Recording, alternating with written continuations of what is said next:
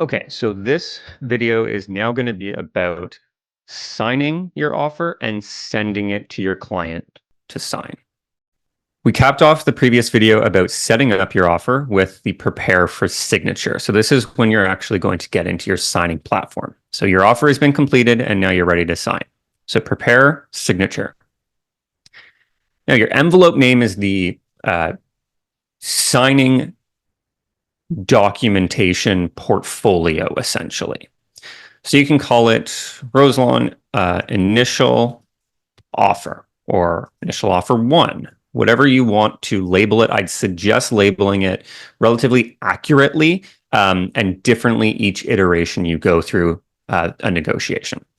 So your buyer client, all the names are here. Your buyer client, John Buyer, needs to sign. You could say he receives a copy or there's no action, but your buyer client needs to sign. So you're selecting needs to sign.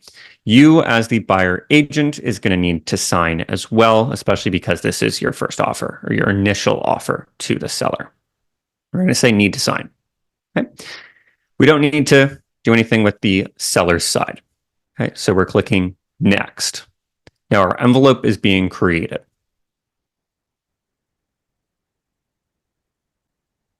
Okay, so now you can kind of see here SkySlope DigiSign. This was previously saying SkySlope Forms. So now we're in the signing platform within SkySlope. Okay.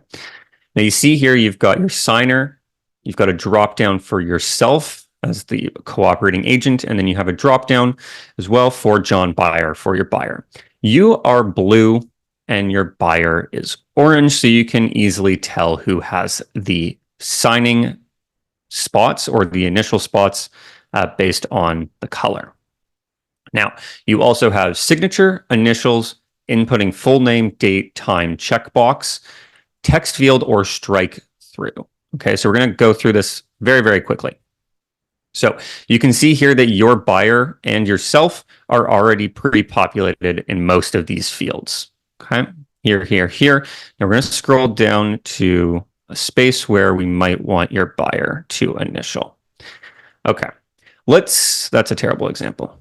Let's say your buyer needs to do something. Let's just say they need to do something down here. Okay, let's say they are accepting the offer. Okay, or they're acknowledging. Let's say they're acknowledging this offer. Your buyer is going to need to sign this space. So you've selected on the dropdown John Buyer. You select signature. You've clicked it, and then you just come over here. You can see these little crosshairs. You click, and your buyer's signature space has been input. Now, if you click again, it will input another one randomly where you've selected. Okay, we're going to delete that because we don't want it. So in order to get out of this space again where you're signing, you click up here at signature, and it'll deselect signature.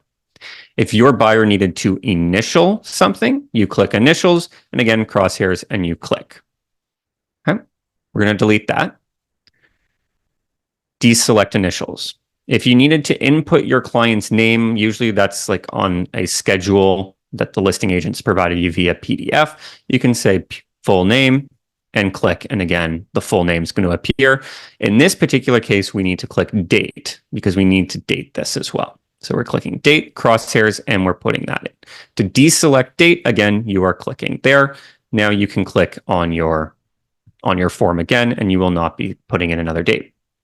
Now, that's the most important component of setting up the signatures and your dates, times, checkbox, etc.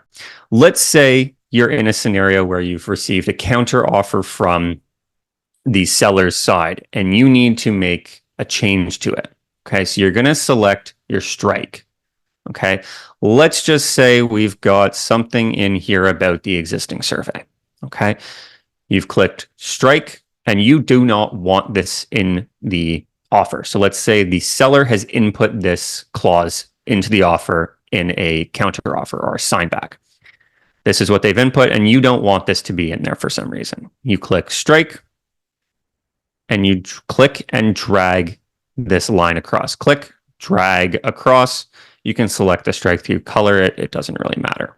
And then you continuously do that until you've struck out everything you want. Now, again, you still have your strike selected. Okay, if I deselect strike, try to do it again, it will not work. Okay, so I need to click strike and strike, click and drag that over. Now, you can, with your strike through, you can do lines clean cut like this, or you can drag them over. Okay, you can drag them like this, and you can do that. Okay. Now, let's say your buyer needs to initial that. Okay. Simply click, make sure that you're on your specific buyer that needs to do so. Initial 1 and 2. And then we're deselecting our initial. Okay, let's pretend that everything has been completed.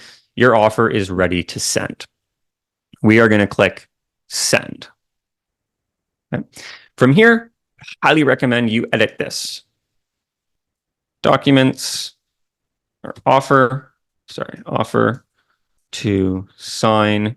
It was 280 rows long. Okay. Now, you can edit these to say your documents are ready, or you can manually write a message to your client. You can call out specific changes that have happened within this iteration or within this negotiation.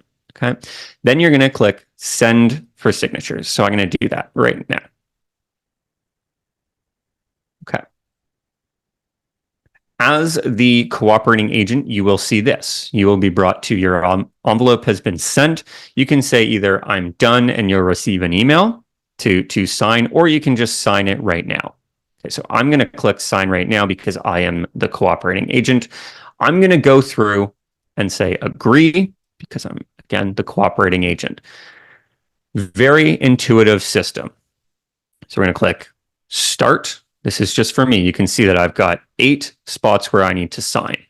You're probably going to have more, but click, click, click, etc. Okay, we'd go through all of that, and then we click finish signing. At the same time, your buyer also has this document to sign in their specific spots.